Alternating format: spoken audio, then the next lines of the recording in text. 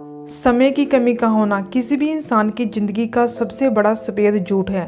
पूरे दिन में हर किसी के पास नौकरी, खाना पीना, मौज मस्ती करना, शौक और सोने के बाद इतना समय तो जरूर बचता है कि वो इसका उपयोग कुछ नया सीख, अपनी किसी हॉबी को और ज़्यादा डेवलप करने के लिए कर सकें। जो लोग अपने समय की कमी को लेकर बहुत ही ज़्यादा कॉन्शियस होते हैं, उनको समय की कमी होने का दुख कभी भी परेशान नहीं करता है, क्योंकि वो अपने समय के एक एक सेकंड का सही उपयोग करना जानते हैं। अगर हमारे पास कुछ समय है और हम उसका प्रोडक्टिव उपयोग नहीं कर रहे हैं, तो हम अपने समय का खून कर रहे होते हैं। ये बात सुनने में बड़ी कड़वी है, पर यही सच है। अक्सर हमारे पास जब भी किसी काम को करने के बाद जो समय बचता है, उसे हम फ्री टाइम कहते हैं। कितनी अजीब बात है ना जी। जहाँ एक और लोग समय को भगवान कहते हैं, समय की तुलना पैसों से की जाती है, वहीं दूसरी तरफ बचे हुए समय को फ्री टाइम कहा जाता है। क्या समय को फ्री कहना सही बात है? क्या हम हमारे पास बचे हुए पैसे को फ्री मनी कहते हैं? बिल्कुल नहीं। तो समय को फ्री कहकर हम खुद ही अपने समय की इम्पोर्टेंस को ख़त्म कर देते हैं। ये बात तो हम भी बहुत अच्छी तरह से जानते हैं कि अपने समय को यूज़ करने की आज़ादी हम सभी को होती है, लेकिन समय बीत जाने पर अगर हम अपने उस समय को यूज़ नहीं करते हैं तो वो फिर वापस नहीं मिलता है। जब हमारे पास एक्स्ट्रा पैसा होता है तो हम उसे कहीं ना कहीं इन्वेस्ट कर देते हैं, जिससे हमें फ्यूचर में उस पैसे से इंटरेस्ट मिलकर पैसे की कीमत और ज़्यादा बढ़ जाती है। समय का भी कुछ ऐसा ही है, और हर किसी के पास 1 से 24 घंटे होते हैं। इस किताब की ऑडियो समरी रिकॉर्ड करने से पहले मेरी भी यही सोच थी, लेकिन ये बात बिल्कुल गलत है। डेविड कहते हैं कि किसी भी दो इंसान के ही 24 घंटे नहीं, बल्कि एक ही इंसान के 24 घंटों में हर एक घंटा एक दूसरे से बिल्कुल डिफरेंट होता है। वो एक से किसी भी हालत में नहीं हो सकते हैं। हमारा मूड, हमारे शरीर की एनर्जी हमारे समय के हर पल को अलग तरह से ट्रीट करती है। हो सकता है कि दिन के किसी एक घंटे में हम जितनी अच्छी तरह से सो सकते हैं, दूसरे घंटे में हम उतनी अच्छी तरह से नहीं सो सकते हैं। इसलिए भले ही हम सबके पास 24 घंटे यूज़ करने के लिए हो, लेकिन वो 24 घंटे कभी भी एक से नहीं होते हैं, और इसलिए टाइम को मैनेज करना बहुत ही मुश्किल काम है।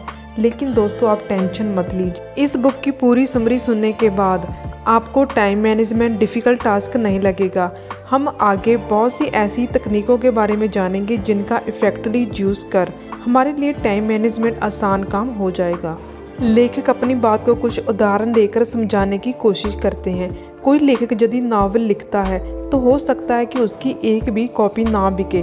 यदि वही लेखक दूसरा नावल लिखता है तो हो सकता है कि वो बेस्ट सेलिंग की लिस्ट में आ जाए। इसी बात को आगे बढ़ाते हुए राइटर कहते हैं, टाइम मैनेजमेंट को लेकर पूरी दुनिया में 2 तरह के गलत एजम्पशंस बने हुए हैं। एजम्पशंस यानी मान्यताएं।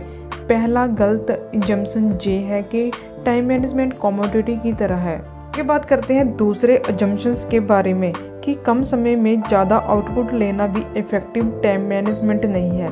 1 मिनट में हम जो भी प्रोड्यूस करते हैं उसका असर अगले मिनट पर जरूर पड़ता है। अगर पहले मिनट में हम किसी वजह से एक्सपेक्टेड रिजल्ट नहीं ले पाते हैं तो दूसरे मिनट को भी हम उतनी एक्सपेक्टेडली यूज़ नहीं कर पाएंगे।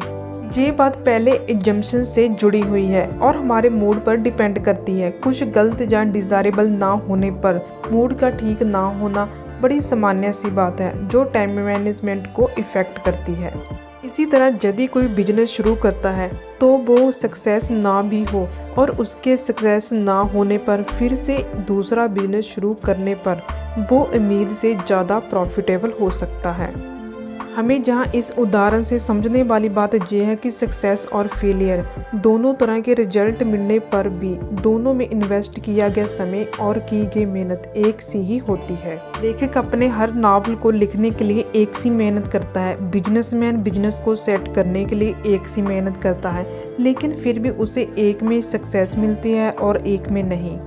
किसी का अच्छा या खराब रिजल्ट आना हमारे विचारों की क्वालिटी पर डिपेंड करता है। इसलिए लेखक फिर से ये कहते हैं कि हमारी ज़िंदगी में हर दिन का हर एक मिनट डिफरेंट होता है और डिफरेंट रिजल्ट देने वाला होता है। लेखक की कही गई इन बातों से आप ये तो अच्छी तरह से समझ गए होंगे कि प्रोडक्टिव होना कम समय में किसी काम को निपटा लेना नहीं है। प्रोडक्टिविटी तो इस बीज की तरह है जिसे मिट्टी में बोने के बाद पानी और सूरज की रोशनी के साथ समय की जरूरत पड़ती है।